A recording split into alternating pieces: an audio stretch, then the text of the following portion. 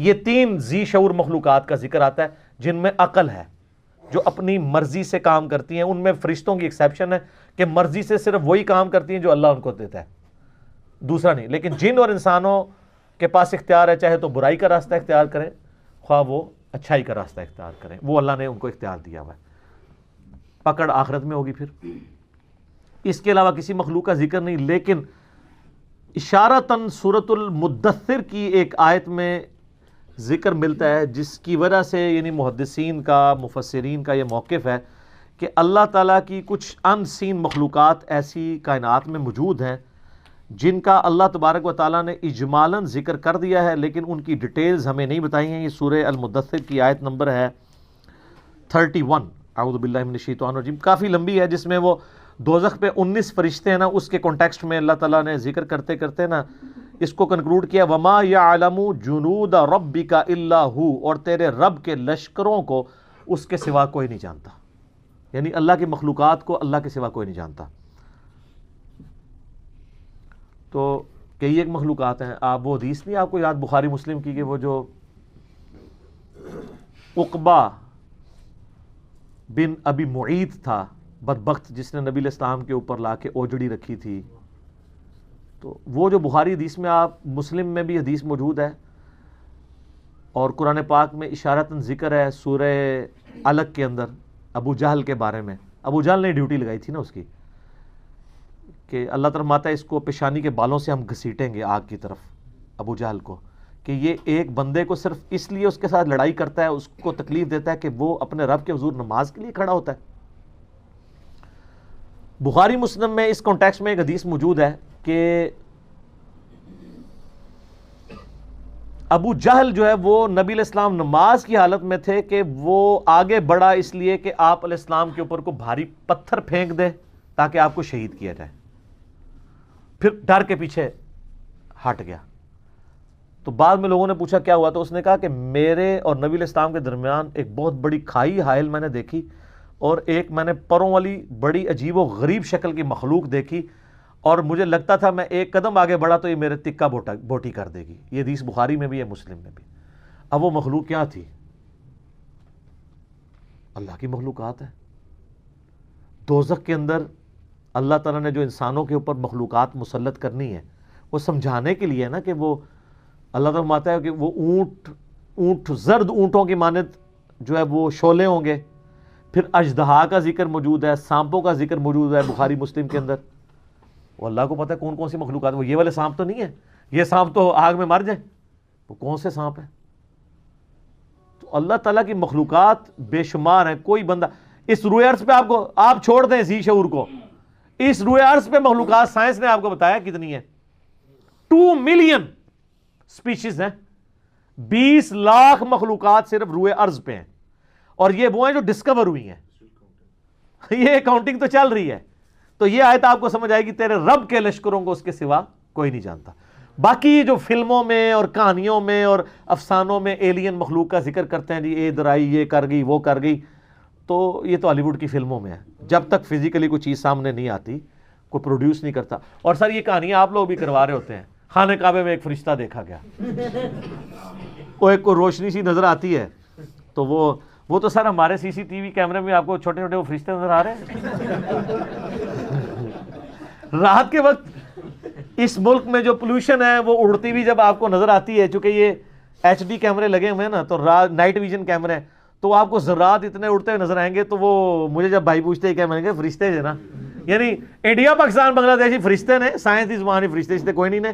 یہ تو انہوں کہانی کرائے گی. فرشتے تو اپنی جگہ ایک مخلوقات ہیں، لیکن فرشتے جو ہیں وہ ایسی مخلوق ہیں کہ اللہ تبارک و تعالیٰ نے اس فزیکل ورلڈ سے ان کو ایک الگ مخلوق کے طور پہ رکھا ہوا ہے. اس فزیکل ورلڈ کی مخلوق نہیں ہے، اس لیے آپ کبھی دیکھ نہیں سکتے فرشتوں کو جب تک کہ وہ اس فزیکل ورلڈ کے جو قوانین ہیں ان کے مطابق انسانی شکل میں نہ آ جائے. جیسا کہ حدیث جبریل ہے، مسلم میں تو ڈیٹیل ہے، بخاری میں بھی ہے.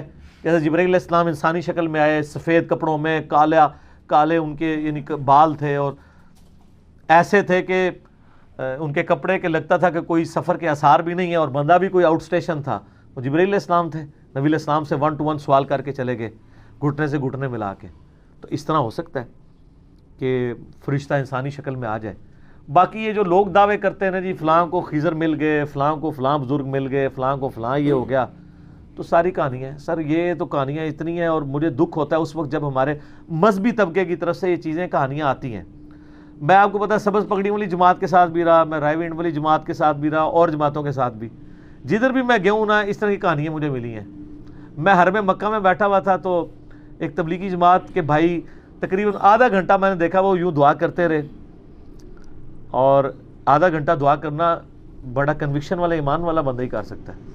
ابھی جمعے میں کافی ٹائم تھا، سلام پھیرا، تعارف ہوا، انڈیا کے تھے، تو کرتے کرتے تو وہ کہنے لگے یہ ابھی جو ہمارا بنگلہ دیش والا اجتماع تھا نا اس میں صحابہ کرام سمیت نبی علیہ السلام تشریف لائے تھے، لوگوں نے دیکھا ہے.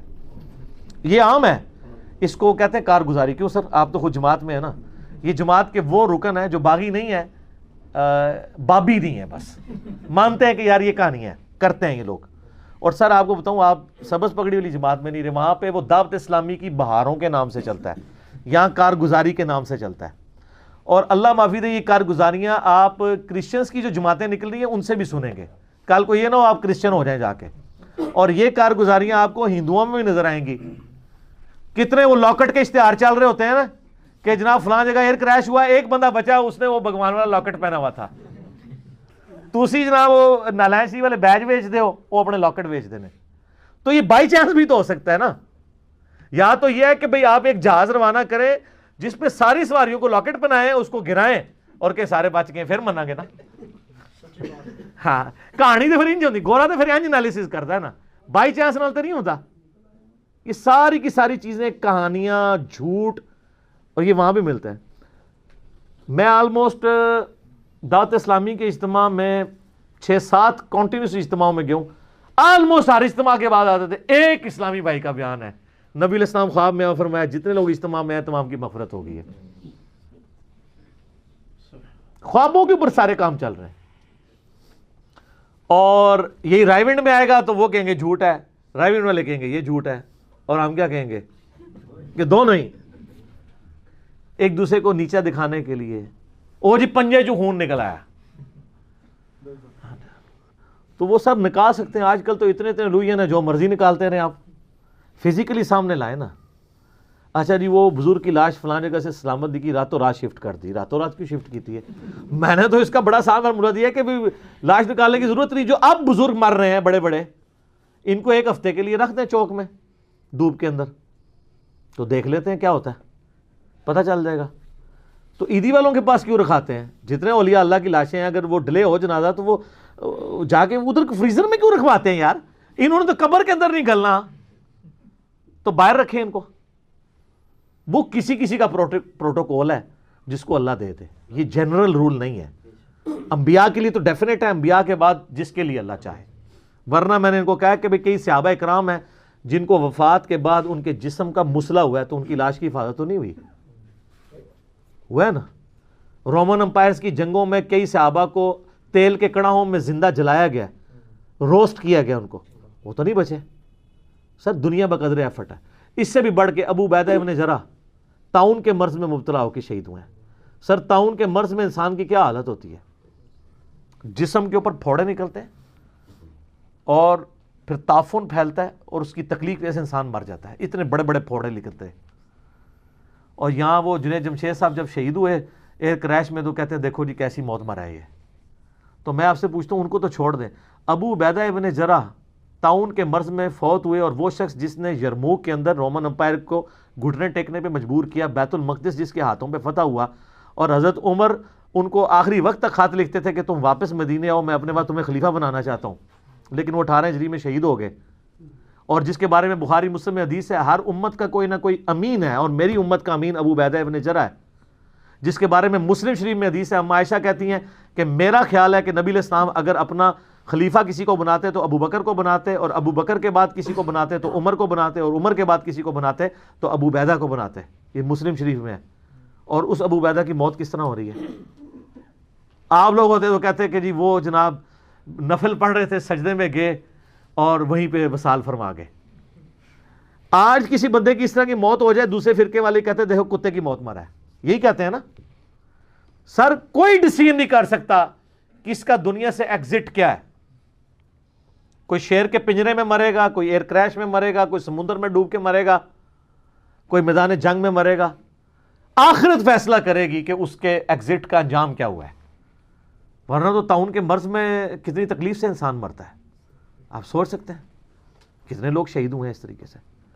تو ہم شہید بول رہے ہوتے ہیں, لیکن اگر آپ وہ جو مرض تھا اب تو دنیا سے آلموسٹ ختم ہو چکا ہے. تو لیکن وہ جس طرح موت ہوتی تھی, جو پھوڑے نکلتے تھے اور جو تکلیف آتی تھی, وہ کوئی سوچ بھی نہیں سکتا. تو یہ لوگوں نے اپنے اپنے کرائٹیریا بنائے ہوئے ہیں. ٹھیک ہو گیا جی. جزاک اللہ.